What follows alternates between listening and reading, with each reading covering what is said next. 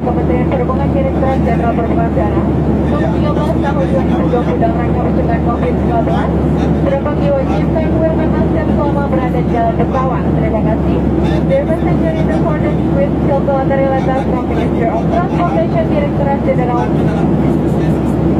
of Civil Aviation number 13 of 2020, in context of preventing the spread of COVID-19, passengers are advised to wear masks on board the aircraft. Thank you.